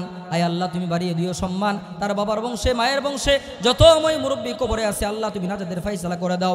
8,000 টাকার বিনিময়ে জান্নাতের 8টা দরওয়াজা তোমার বান্দার জন্য তুমি খুলে দিও। আল্লাহু আকবার বলেন। ডক্টর আমিনুল ইসলাম ভাই 5,000 টাকা, 10 জনের মধ্যে 2 জন হইল। আয় আল্লাহ তাআলা তোমার বান্দা ডক্টর আমিনুল ইসলাম ভাই 5,000 টাকা হযরতে ওমর রাদিয়াল্লাহু আনহুর সাথে আল্লাহ তুমি জান্নাত দিও। ওনার ময় মুরব্বী যারা কবরে আছে আল্লাহ তুমি সবাইকে মাফ করে দিও বলি আমিন। আব্দুল হান্নান ভাই 5,000, আয় আল্লাহ তুমি দানকে কবুল করো, জানে মালে বরকত দান করো। এই পর্যন্ত যারা দান করেছে এবং যারা দান করবে আল্লাহ আমি দোয়া করতেছি এদের বংশে কিয়ামত পর্যন্ত কোরআনের হাফেজ, কোরআনের আলেমের সিলসিলা আল্লাহ তুমি কায়েম ও দায়েম রাখো। আমিন জোরে কর না কে? টাকাও দিতেন না, আমিনও করতেন না। মিয়া কোন দোয়া করছি এই জীবনে? এই দোয়া পাইছেন জীবনে মিয়া? হ্যাঁ, ও ফিরি ফিরি করতেছি তো গাও লাগে না। না, কিয়ামত পর্যন্ত আপনার বংশে কোরআনের হাফেজ আল্লাহর জমিনে থাকুক, কোরআনের আলেম আপনার বংশে কিয়ামত পর্যন্ত আল্লাহ দান করুক, এটা আপনি চান না? হ্যাঁ, হুজুর আমিন বললেন নাকি? সামনে বলবেন তো, সামনে বলবেন না মাইক নিয়ে দৌড় দিব? মারার লাগে না, মাফ চাওয়ার লাগে। আয় আল্লাহ তোমার বান্দা আমিনুল ইসলাম ভাই 5,000 টাকা আল্লাহ তুমি দানকে কবুল করো, জানে মালে বরকত দান করো। আয় আল্লাহ দানকে উসিলা করে ওনার ময় মুরব্বী যারা কবরে সবাইকে মাফ করে দাও। আয় আল্লাহ এই পর্যন্ত যারা দান করেছে সবাইকে তোমার নবীজির দিদার আল্লাহ তুমি দান করে দাও বলি আমিন। আমিনো আমিনো আল্লাহ আমিনো, দানকারীরও জন্যে মাওলা হইয়া যায় যাবিনো। এরশাদ হোসেন ভাই 7000। আয় আল্লাহ তুমি দানকে কবুল করো, জানে মালে বরকত দান করো। আল্লাহ দানকে উসিলা করে বাবার বংশে মায়ের বংশে যত মুরব্বী কবরে সবাইকে ক্ষমা করে দাও। তার ব্যবসা বাণিজ্যে চাকরি বাকরি তার হায়াতে বরকত দান করো। আয় আল্লাহ তোমার বান্দার মনের নেক বাসনা তুমি কবুল করে নাও বলি আমিন। এরপর আর কে আছেন? আয় আল্লাহ তোমার বান্দা মোহাম্মদ সাইফুল ইসলাম ভাই কুবেত কয়েছি 3000 টাকা করলো দান। আল্লাহ তুমি বাড়িয়ে দিও মান ও সম্মান। আল্লাহ তুমি দানকে কবুল করো, জানে মালে বরকত দান করো। দানকে উসিলা করে ময় মুরব্বী যারা কবরে আছে আল্লাহ সবাইকে তুমি মাফ করে দাও এবং তোমার নবীজির দিদার তুমি তোমার বান্দাকে দান করো বলি আমিন। রিপন সাহেব 5000। আল্লাহ তুমি দানকে কবুল করো, জানে মালে বরকত দান করো।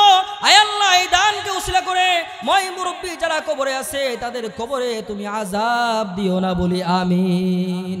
আয় আল্লাহ তার বংশে কিয়ামত পর্যন্ত কোরআনের হাফেজ আলেমের সিলসিলা আল্লাহ তুমি কায়েম রাখো বলি আমিন। রেজওয়ানুল হক 2000 টাকা আল্লাহ তুমি দানকে কবুল করো, জানে মালে বরকত দান করো। দানকে উসিলা করে ওনার ময় মুরব্বী যারা কবরে সবাইকে মাফ করে দাও। যারা জীবিত আছেন এক হায়াত দান করো, ওনার হায়াতে বরকত দান করো। আয় আল্লাহ রিজকে হালালের ব্যবস্থা করে দাও।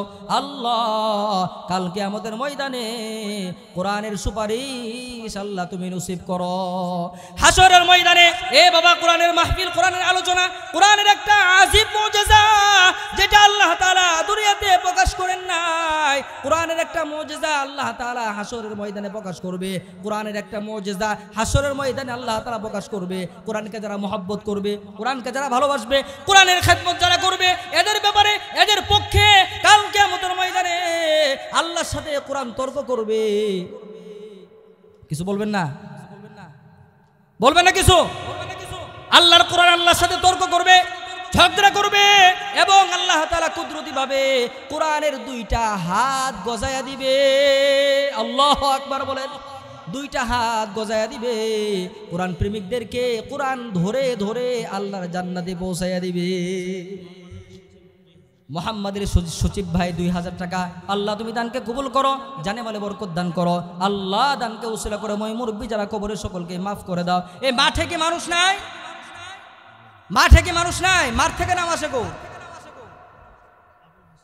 আবুল হাসেম ভাই 2000 আল্লাহ তুমি দানকে কবুল করো, জানে মালে বরকত দান করো। আল্লাহ দানকে উসিলা করে ময় মুরব্বী যারা কবরে সকলকে মাফ করে দাও। যারা জীবিত নেক হায়াত দান করো। কাল কিয়ামতের ময়দানে কোরআনের সুপারিশ আল্লাহ তুমি নসিব করে দাও। ইসমাইল ভাই 2500 টাকা আয় আল্লাহ তোমার বান্দার দানকে কবুল করো, জানে মালে বরকত দান করো। ময় মুরব্বী যারা কবরে তাদেরকে আযাব দিও না। আয় আল্লাহ যারা জীবিত নেক হায়াত দান করো এবং কাল কিয়ামতের ময়দানে কোরআনের সুপারিশ নসিব করো এবং তোমার নবীজির দিদার তুমি দিয়া দিও বলি আমিন। আব্দুল আউয়াল ফটিক ভাই 2000 আয় আল্লাহ তুমি দানকে কবুল করো, জানে মালে বরকত দান করো। আল্লাহ দানকে উসিলা করে ময় মুরব্বী যারা কবরে সকলকে মাফ করে দাও। দানকে উসিলা করে ময় মুরব্বী যারা জীবিত নেক হায়াত দান করো এবং কাল কিয়ামতের ময়দানে কোরআনের সুপারিশ নসিব করো। ময় মুরব্বী যারা কবরে আছে কবরগুলিকে জান্নাতের বাগান বানায় দাও বলি আমিন। এ বাবারা এখনো দিলে কি আঘাত লাগে না? তলবে ইলমের খেদমতের ব্যাপারে এত সুন্দর কথা শুনাইলাম, এখনো কি দিলের মধ্যে আঘাত লাগে না? বাবা আমার খেদমতের কথা, বাবা আমার খেদমতের ব্যাপারে বললাম, এখনো কি দিলে আঘাত লাগে না? এই যে টাকা পয়সা কামাই করতেছেন, এই টাকা পয়সা কিন্তু দুনিয়াতে থাকবে। যে কাপড়ের কাপড়টা পরাবে ওই কাপড়ের কাপড়ে কিন্তু পকেট নাই। নাকি আপনাকে লোতারিয়ে কাপড়ের কাপড়ে পকেট আছে? হ্যাঁ মেয়া জোরে কর, আছে? তো যদি না থাকে তাহলে যেটি কামাইছেন ব্যাংক ব্যালেন্স আছে এটি কই নিয়ে যাবেন? হ্যাঁ মাত্র কিছু চাইতেছি 5000 10,000 বর্তমানে এটি টাকা হইল। 10 জন মানুষ চাইছি, মাত্র 2 জন হয়েছে, মাত্র 2 জন হয়েছে, আরো 8 জন বাকি। 5000 করে 10 জন চাইছি, নাই? আল্লাহ পাকের কোনো বান্দা নাই আর 5000 টাকা দিয়ে আমি শরীক থাকবো। 3 জনে 6000 আল্লাহ তুমি দানকে কবুল করো। এই 3 জনের এক নাম দিয়ে দিলাম, সুবহানাল্লাহ কর। 3 জনে মিলে 6000 এক নাম দিয়ে দিলাম। আয় আল্লাহ হযরত উসমানের মতো এদেরকে দুনিয়াতে ধনী বানাও, উসমানের মতো দানশীল বানাও। কাল কিয়ামতের ময়দানে হযরত উসমানের সাথে তুমি জান্নাত দান করিও। হযরত উসমান রাদিয়াল্লাহু আনহু এমন একজন দামি সাহাবী যিনি আল্লাহর কোরআন পড়তে পড়তে শহীদ হয়েছে। আল্লাহু আকবার বলেন। চমৎকার একটা কথা বলি, চমৎকার একটা তথ্য দেওয়া যায়। হাসরের ময়দানে একজন সাহাবীর ব্যাপারে আল্লাহর কোরআন রক্ত মাখা কোরআন হাসরের ময়দানে উঠবে, ওই সাহাবীর হাতে রক্ত মাখা কোরআন থাকবে। সুবহানাল্লাহ বলেন। কোন সাহাবী শোনা দরকার আছে না নাই? সাহাবীর নামটা শোনা দরকার আছে না নাই? এ বাবা, আজকে আমাদের তো খেলোয়াড়দের নাম মুখস্থ, সাহাবীর নাম মুখস্থ নাই। কথা কোন ঠিক কিনা? এই জান্নাতি সাহাবীদের নাম যদি একজন মুমিনের কলবের ভিতরে লালন পালন করে, আল্লাহ এটাকে উসিলা করে হলেও কাল কিয়ামতের ময়দানে নাজাত দিয়া জান্নাতের মালিক বানিয়ে দিবে। তাহলে যেই সাহাবী রক্তমাখা কোরআন নিয়ে আল্লাহর সামনে দাঁড়াবে হাসরের ময়দানে, এমন একজন দামি সাহাবীর নাম শোনা দরকার আছে না নাই?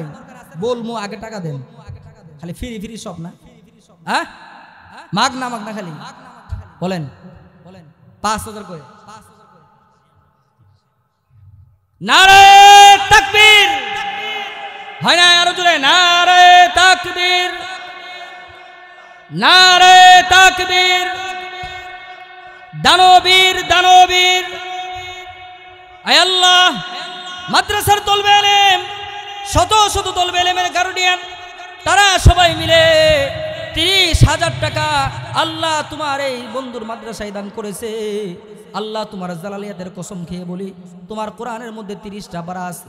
৩০ জন মানুষ ৩০,০০০ টাকা দিয়েছে, অনেক মানুষ ৩০,০০০ টাকা দিয়েছে। আয় আল্লাহ কোরআনের পারার সাথে মিল রেখে কাল কিয়ামতের ময়দানে এই কোরআন প্রেমিকগুলিকে কোরআনের সুপারিশ তুমি দান করিও বলি আমিন। এবং দুনিয়ার জিন্দেগিতে তোমার বন্ধু হাবিবুল্লাহর দিদার তাদেরকে দিয়ে দিও বলি আমিন। আচ্ছা ৫,০০০ আসলো, ২,০০০ আসলো, সর্বশেষ আল্লাহর কোরআনে পারা কয়টা? জোরে বলেন, পারা কয়টা? ৩০টা। ৩০ পারা কোরআনের সাথে মিল রেখে যেন কাল কিয়ামতের ময়দানে, ওই যে বলছি আল্লাহ কোরআনের কুদরতি হাত গজায় দিবে। তো যে আল্লাহ কোরআনের কুদরতি হাত গজায় দিবে, আলাদা আলাদা এক একটা পারার হাত আল্লাহ কি গজায় দেওয়ার ক্ষমতা নাই? কথা বলেন নাই? কোরআনের ৩০টা পারার সাথে মিল রেখে ২ মিনিটের মধ্যে আমি ৩০ জন আমার বিদ্যা বাবা অথবা যুবক ভাই চাই যে ১,০০০ করে টাকা আল্লাহর কোরআনের জন্য দিব। এখানে আর দেরি করবেন না, ১,০০০ করে ৩০ জন মানুষ চাই। বলেন প্রথম নম্বরে কে আছেন? প্রথম নম্বরে কে আছেন? আল্লাহর কোরআন আলিফ লাম মিম যালিকাল কিতাবু লা রাইবা ফীহি। আরেকটু জোরে বলেন। ১ নম্বর পারা কে? নাম কি? আয় আল্লাহ তোমার বান্দা জিয়াউল স্যার ১,০০০ টাকা ১ নম্বর পারা আল্লাহ তুমি দানকে কবুল করো। একসাথে পরে দোয়া করব। ২ নম্বর কে আছেন? তাড়াতাড়ি ২ নম্বর কে? জুলহাস ভাই ২ নম্বর। ৩ নম্বরে কে আছেন? হীরামণি ভাই ১,০০০। ৪ নম্বর গেল। ৫ নম্বরে কে আছেন? ৫ নম্বরে কে আছেন? তাড়াতাড়ি বলেন। ইয়াসিন ভাই ৫ নম্বর। ইয়াসিন ভাই ৫ নম্বর পারা চলে গেল। ৬ নম্বর পারা কে আছেন? ৬ নম্বর পারা তাড়াতাড়ি বলেন। আলহামদুলিল্লাহ। নাম কি? মঞ্জুরুল ইসলাম ভাই ৬ নম্বর। ৭ নম্বর পারা। ৭ নম্বর পারা তাড়াতাড়ি বলেন। এখন আর দেরি করিয়েন না, ১,০০০ করে টাকা মাত্র। এটা শেষ হইলেই ছেড়ে দিব, আমাদের প্রধান মেহমান চলে আসবে ইনশাআল্লাহ। ১,০০০ করে কে আছেন? এবং ওই যে আকর্ষণ রেখে দিচ্ছি এটা বলবো ইনশাআল্লাহ। প্রথমটা বলে দেই, আল্লাহর কোরআন রক্তমাখা কোরআন নিয়ে হাসরের ময়দানে উঠবে হযরতে উসমান রাদিয়াল্লাহু আনহু, আমাদের নবীর জামাতা। আল্লাহু আকবার বলেন। কারণ আল্লাহ নবীর সাহাবী হযরত উসমান রাদিয়াল্লাহু আনহু যখন কোরআন পড়তেছিল, মুনাফিকের গোষ্ঠী পিছন দিক থেকে যখন গর্দানে আঘাত করেছে, আল্লাহর কুদরতের দ্বারা হযরত উসমানের মাথাটা সরাসরি কোরআনের ভিতরে এসে বসে গেছে। আল্লাহু আকবার বলেন। ওই রক্তের ভিতরে কোরআন মরেছে। আজও মিশরের জাদুঘরে ওই রক্তমাখা কোরআন অক্ষত আছে, কিয়ামত পর্যন্ত থাকবে। হাসরের ময়দানে হযরত উসমানের হাতে সেই রক্তমাখা কোরআন থাকবে। উনি আল্লাহর সামনে রক্তমাখা কোরআন নিয়ে দাঁড়াবে। আল্লাহু আকবার জোরে বলেন। দুনিয়ার মধ্যে সাহাবায়ে কেরামের মধ্যে সবচেয়ে বড় ধনী ছিল হযরত উসমান রাদিয়াল্লাহু আনহু। আজকের এই দানকে উসিলা করে আল্লাহ তাআলা হযরত উসমানের মতো ওরকম দানবীর, ওরকম বড় লোক আমাদের বানায় দিতে পারে কি পারে না? চান কি চান না? কোন ৮ নম্বরে কে আছেন? ১,০০০ টাকা। 8 নম্বরে কে আছেন? 8 নম্বর পারা 1000 টাকা। দেরি করিয়েন না, তাড়াতাড়ি বলেন।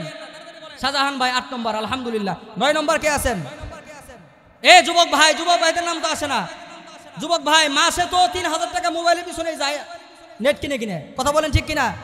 এই যুবকরা কত কয় নাকি? নাকি নেট তোমার ভোর বাড়ি থেকে আয়? হ্যাঁ, ভোরে বাড়াই দেয় লুৎফর 1000 টাকা। তাহলে কয় হল? 9 নম্বর হইল না? 9 নম্বর হয়েছে। 10 নম্বর বারা কে আছেন? 10 নম্বর মাত্র 1000 টাকা বলছি। দেরি করিয়েন না বাবা, যেটা কষ্ট দিয়েন না। 30 জন মানুষ, এখানে তো শত শত মানুষ আছেন। 30 জন মানুষ কি বেশি হইল? তো 2 মিনিটের মধ্যে নাম লেখানোর কথা। 10 নম্বর বারা কে আছেন? মন খুলে দোয়া করব আল্লাহ তাআলা যেন কাল কিয়ামতের ময়দানে কোরআনের সুপারিশ আমাদেরকে দান করেন। কোরআনের সুপারিশ যেন আল্লাহ দান করেন, এবং যেটা মূল মাকসাদ, এই দুনিয়াতে মরণের একদিন আগে হলেও নবীজি মুহাম্মদুর রাসূলুল্লাহর নূরানী চেহারাটা যেন এই দুনিয়া থেকে দেখে আপনি কবরে যাইতে পারেন। আল্লাহ রাসূল বলেন, স্বপ্নের যুগে আমার চেহারা যে দেখবে তার জন্য জাহান্নামের আগুন হারাম। সুবহানাল্লাহ বলেন। মনোরুদ্দিন ভাই 2000। মনোরুদ্দিন ভাই এই যে 2 পারা নিয়ে নিছে একজনে। 10 নম্বর পারা, 11 নম্বর পারা, 2 জনে নিয়ে নিছে। 12 নম্বর পারা কে আছেন বলেন? 12 নম্বর পারা কে আছেন? 12 নম্বর পারা একটা পারার সাথে মিল রেখে 1000 টাকা। আপনাকে তো আজকে দেওয়া লাগবে না, আপনি 1 মাস পরে দেন, 2 মাস পরে দেন। বলেন 12 নম্বর পারা কে আছেন?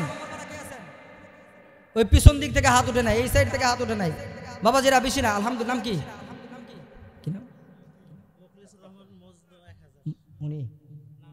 ওনার নাম কি? সুলতান ভাই। সুলতান ভাই 1000, আল্লাহ কবুল করুন। 12 নম্বর গেল উনি। আচ্ছা, এরপরে উনি গেল। আর 13 নম্বর কি নাম বললাম? মুখলিসুর রহমান। 13 নম্বর পারা তেলাওয়াত শুনাই। ওয়ামা উবাররিউ নাফসি ইন্নান নাফসা লাআম্মারাতুম বিসসুই ইল্লা মা রাহিমা রাব্বি। আর একটু জোরে বলেন। 13 নম্বর পারা। ইনি কি বলছেন নাম? মাওলানা আলকাস ভাই, আব্দুল হালিম ভাই 13 নম্বর পারা। আলকাস ভাই 14 নম্বর পারা। 14 নম্বর চলে গেছে। 15 নম্বর। 15 নম্বর সুন্দর পারা, সূরা কাহাফ, বরকতময় এক পারা। 15 নম্বর বলেন না কে আছেন? আলহামদুলিল্লাহ। সুবহানাল্লাযী বিআসরা আবদ সুবহানাল্লাযী বিআসরা সুবহানাল্লাযী আসরা বিআবদিহি লাইলাম মিনাল মাসজিদিল হারাম। আলহামদুলিল্লাহ। নাম কি? কি নাম? আব্দুল জলিল ভাই 15 নম্বর পারা। 16 কে আছেন? 16 নম্বর পারা সেলিম ভাই। 16 নম্বর পারা। আলহামদুলিল্লাহ। এই তো 16 হয়ে গেছে, অর্ধেক পারও হয়ে গেছে। আশা করি শেষ হবে ইনশাআল্লাহ। পিছনে যারা বসে আছেন দান করা লাগবে না, দুরূদ শরীফ পড়তে থাকেন। দান করেন না, দুরূদ শরীফ পড়তে থাকেন, ইনশাআল্লাহ হয়ে যাবে। 17 কে আছেন? 17 নম্বর পারা। 17 আব্বাস হোসেন 2 পারা। 17, 18 লেখা আছে। আব্বাস হোসেন ভাই 2 পারা। 17, 18 আলহামদুলিল্লাহ। 19 নম্বর কে আছেন? 19 নম্বর। দেরি করেন না ভাই, দিবেন তো আপনারাই।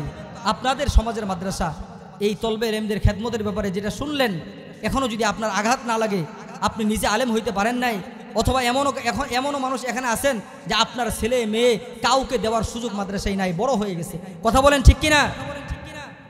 রেজওয়ান আলী মেম্বার সাহেব 1000 টাকা, আল্লাহ কবুল করুন। 20 নম্বর পারা কে আছেন? 20 নম্বর পারা কে আছেন? বলেন তাড়াতাড়ি বলেন ভাই, কে আছেন 20 নম্বর পারা? আল্লাহ পাকের কোনো বান্দা নাই? আল্লাহ তুমি রহমত নাজিল করো তোমার বান্দাদের দিলগুলিতে, আল্লাহ তুমি রহম ঢেলে দাও। কি নাম? নূর নবী ভাই 20 নম্বর পারা। আলহামদুলিল্লাহ। এরপরে 21 থেকে 21, 22, 23, 24, 25 5 পারা। ক্যাপ্টেন কামাল ভাই 5 পারা। আল্লাহু আকবার বলেন। কামাল ভাই একটু শোনাই। উতলু মা উহিয়া ইলাইকা ইলাইকা মিনাল কিতাব।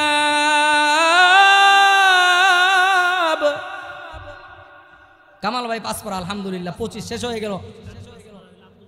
আব্দুল কাইয়ুম ভাই পাস পড়া, আল্লাহু আকবার বলেন। আব্দুল কাইয়ুম ভাই পাস পড়া। আয় আল্লাহ, তোমার বান্দাদের কাছে 30 পারা কোরআনের সাথে মিল রেখে 30,000 টাকা চেয়েছিলাম। আয় আল্লাহ, তোমার বান্দারা আমি গুনাহগারের মনের আশা পুরা করেছে। আল্লাহ তুমি তোমার বান্দাদের প্রতি শামিলে হাল হয়ে যাও। আয় আল্লাহ, অদ্যবধি পর্যন্ত যারা দান করেছে, এদের বাবার বংশে, এদের মায়ের বংশে যত মাই মুরব্বী কবরে আছে, আল্লাহ তুমি সবাইকে মাফ করিয়া দাও, কবরকে জান্নাতের বাগান বানাও। আয় আল্লাহ, কাল কিয়ামতের ময়দানে কোরআনের সুপারিশ দান করিও, এবং দুনিয়াতে মরণের একদিন আগে হলেও তোমার বন্ধু হাবিবুল্লাহর দিদার সবাইকে দান করিও বলি আমিন।